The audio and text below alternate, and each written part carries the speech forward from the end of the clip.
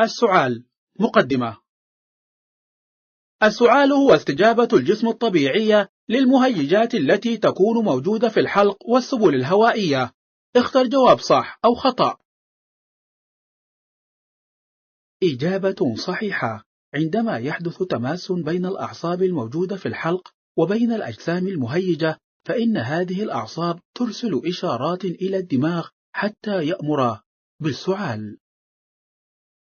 أصيب كنان بسعال مصحوب بأزيز استمر 6 أسابيع، وقد لاحظ اليوم وجود دم في المخاط. هل يتعين على كنان أن يستشير مقدم الرعاية الصحية؟ اختر جواب نعم أو لا.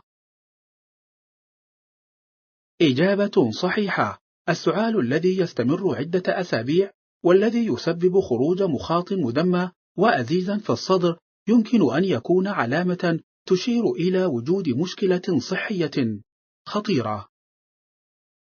هل يعد السعال علامة تشير إلى وجود مشكلة طبية دائما؟ اختر جواب نعم أو لا. إجابة صحيحة.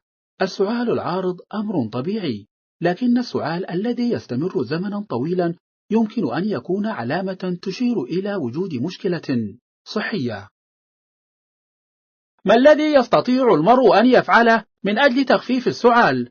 اختر إحدى الإجابات التالية. أولا، مص السكاكر القاسية أو السكاكر المخصصة لتهدئة السعال. ثانيا، تناول السوائل.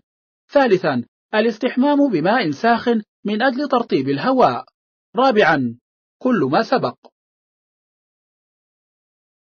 إجابة صحيحة. شكرا لاستخدامكم برنامج Explain.